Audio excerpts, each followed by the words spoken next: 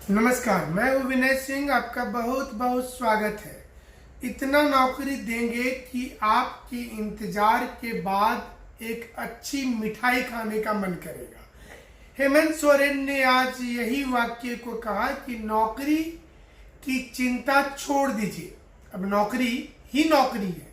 उन्होंने आज 1500 PGT students को नियुक्ति पत्र दिया और इस संबंध में कहा कि 60,000 से ज्यादा नौकरी अभी तक वो दे चुके हैं, आगे भी उनकी देने वाली प्रक्रिया जारी रहेगी। यानी कि विपक्ष कुछ भी हंगामा कर ले, विपक्ष कुछ भी आरोप लगा ले, लेकिन वो नौकरी देने के लिए आए हैं तो आज नौकरी देने का सिलसिला जारी कर दिए। लेकिन वहीं दूसरी ओर मोराबादी मैदान से लेकर गांव तक पुलिस वाले भी नाराज हैं। सहायक पुलिसकर्मी का आंदोलन चल रहा है, पीजीटी का एक और आंदोलन चल रहा था, दूसरी ओर में नियुक्ति पत्र बांटा जा रहा था। अब विपक्ष इस मुद्दे पर झारखंड की सरकार को घेरने की तैयारी में। फिलहाल जिनकी नौकरी लगी है उनके चेहरे खिले हुए हैं।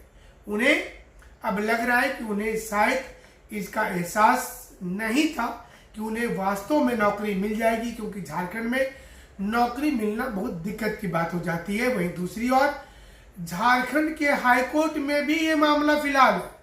अब समझिए दुविधा तो यहाँ भी है, सुनवाई इस पर भी चल रही है कि क्या पीजीटी में जो नौकरी मिली है क्या वो सतपथ इन्फोस जो सोल प्राइवेट लिमिटेड है क्या उसने सही तरीके से किया है। फिलहाल हेमंत सोरेन ने नियुक्ति पत्र बांटकर इस पर एक विराम लगा दिया है। जैसा कि आप जानते हैं इस चैनल पर सिर्फ विश्लेषण होता है और पढ़ने के लिए VIS नाम का अलग से चैनल हमने बना दिया। तो जो लोग न्यूज वाला विश्लेषण चाहते हैं उस चैनल में जुड़े रहेंगे, बाकी लोग चैनल से जा भी सकते हैं। अब आपको बता दें कि हेमंत सोरेन इन दिनों एक इलेक्शन मोड में है, क्योंकि उनको भी पता है कि चुनाव आयोग हरियाणा के साथ, महाराष्ट्र के साथ झारखंड का चुनाव करवा लेगी। ऐसे में उनके पास अब गिन करके 3 महीने बचे हैं। इस 3 महीने में उनको बेहतर रिजल्ट देना है। जैसे आप जब तैयारी करते तो एग्जाम का अंतिम 3 महीना आपके जीवन में महत्वपूर्ण हो जाता है। तो हेमंत सोरेन जी के अंतिम 3 महीने एग्जाम वाले अब शुरू हो गए हैं और उनको बेहतर परफॉर्मेंस करना है। खबर यह भी है कि चंपई सोरेन को हटाने के बाद डैमेज कंट्रोल भी किया जा रहा है और डैमेज कंट्रोल के रूप में 1500 लोगों को आज नियुक्ति पत्र उन्होंने सौंप दिया। हालांकि कांग्रेस, जो हमें खबर है कि कांग्रेस ये चाहती थी कि वो चुनाव जब लड़े गठबंधन में तो हेमंत सोरेन के ही चेहरे पर लड़े और इसलिए चंपई सोरेन को किनारे किया गया और उनके स्थान पर हेमंत सोरेन को लाया गया। कांग्रेस की यही नीति थी। वही बन्ना गुप्ता भी अब अटैकिंग मूड में सामने है, जो पिछले कई दिनों से बैकफुट पर थे। उन्होंने मीडिया को ले जाकर के बहुत से ऐसे गोडाउन दिखाए जहां पर 2017-18 का चीनी चावल का बोरा था। उन्होंने ये बताने की कोशिश की कि इससे पता चलता है कि ये सब कुछ किस मंत्री के समय में हुआ। उनके सीधे तौर पर और परोक्ष रूप पर आप देखेंगे तो उनका इशारा सरयू राय जी के तरफ था। सरयू राय इन दिनों बन्ना गुप्ता को लेकर काफी अटैकिंग रहे हैं और इस सरकार में उन्होंने बन्ना गुप्ता के ऊपर में कई प्रकार के आरोप भी लगाए थे। और अब कुछ दिन पहले आपने देखा होगा, मैं एक तस्वीर शेयर किया था आपके साथ, इसमें हेमंत सोरेन और कल्पना सोरेन गुलदस्ता देकर जो है सरयू राय जी को सम्मानित कर रहे थे। तो ये एक समय का बात है और इन दिनों राजनीति वाली खबर ही ज्यादा आएगी, क्योंकि आप को अब इन्हीं खबरों से संतोष करना पड़ेगा। जैसे सिज्जल पर सुबह में ही खबर हमने विश्लेषण किया था कि एजेंसी जो है, एजेंसी को हटाने का फैसला सही था, हाईकोर्ट ने कह दिया है। तो जैसे सिज्जल का रास्ता साफ है। चुनौती क्या है? चुनौती यहाँ पर है पारदर्शी परीक्षाओं। चुनौती है 6.5 लाख स्टूडेंट को एक साथ अरेंज किया जाए। एक दिन में क्या संभव है? क्या 2 दिन में संभव है? 3 दिन में संभव है? एक दिन में 6 घंटा की परीक्षा है, 2-2 घंटे की लगातार एग्जाम है। ऐसे में स्टूडेंट्स के लिए थोड़ी दिक्कत की बात भी होगी। लेकिन स्टूडेंट हर दिक्कत को सहने को तैयार है और वो कह रहे हैं कि हम सरकार के साथ कॉपरेट करेंगे। अगर एग्जाम होता है तो हम कॉपरेट करेंगे और झारखंड सरकार के साथ खड़ा रहेंगे। तो ये एक अपॉर्चुनिटी भी है हेमंत सोरेन जी के लिए कि अगर वो चाहें तो इस परीक्षा को पारदर्शी तरीके से अगर करा देते हैं तो ऐसे में उनके ऊपर जो एंटी इनकम्बेंसी लागू था, जो नाराजगी था, वो नाराजगी दूर होगी और हेमंत सोरेन जी को इसका पूरा लाभ मिलेगा चुनाव में। इसलिए उनके लिए भी अच्छा होगा कि परीक्षा को ले ले। और स्टूडेंट चाहते हैं कि परीक्षा तो हो लेकिन वो ट्रांसपेरेंसी हो, पारदर्शी तरीके से हो। आज हेमंत सोरेन ने 2-3 बड़ी बातें कही। उन्होंने कहा कि उनकी जो पुरानी चीजें थी उससे अलग हट करके हम समझाने की कोशिश कर रहे हैं। उन्होंने आज कहा कि रोजगार का 2 तरीका होता है, एक सरकार में आप आइए, दूसरा स्वरोजगार भी कीजिए। उन्होंने विदेश का भी जिक्र किया कि उनके कई ऐसे बड़े बड़े उद्यमी हैं जहां पर झारखंड के लोगों को उनके और उनके सरकार के सहयोग से, प्रयास से आज विदेश में भी नौकरी लगी है और बड़ी संख्या में वो नौकरी दे रहे हैं। हाल ही में सुप्रियो भट्टाचार्य जी का इंटरव्यू आया था, इसमें उन्होंने कहा था कि 1 लाख लोगों को नौकरी दिया जा चुका है और 1 लाख लोगों को 3 महीने में दिया जाएगा।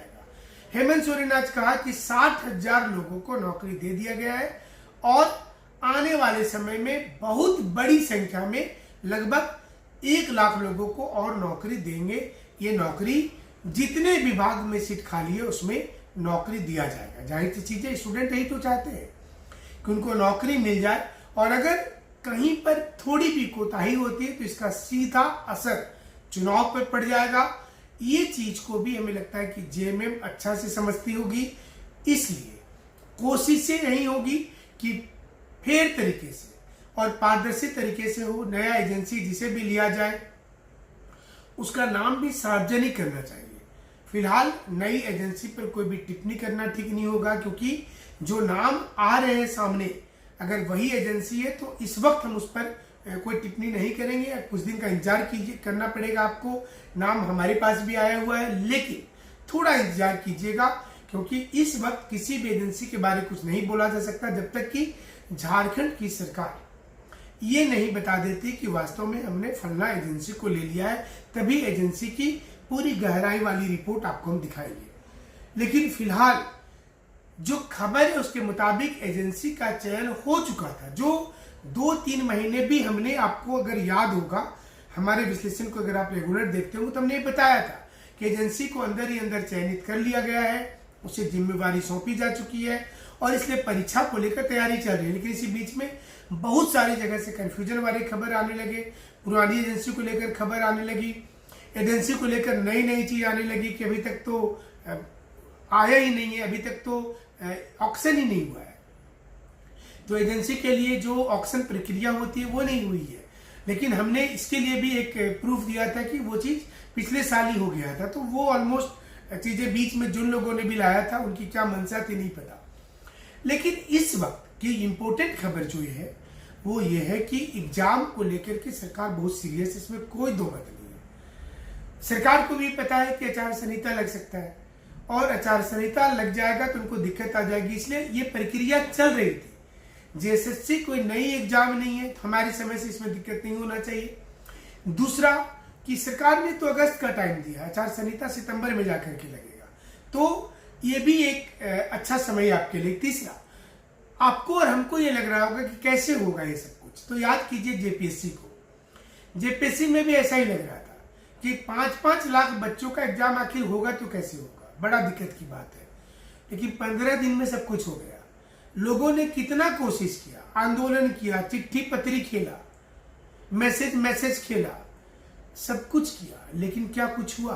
परीक्षा हुआ समय पर। इसलिए अगर आप पहले से पढ़ रहे तो सिर्फ अपनी पढ़ाई पर फोकस कीजिए और आप निश्चित रूप से प्रैक्टिस ज्यादा से ज्यादा खुद से करते रहिए, क्योंकि ये समय में आप फिर से किसी और महकमे में जाकर के फंस जाएंगे तो दिक्कत होगा।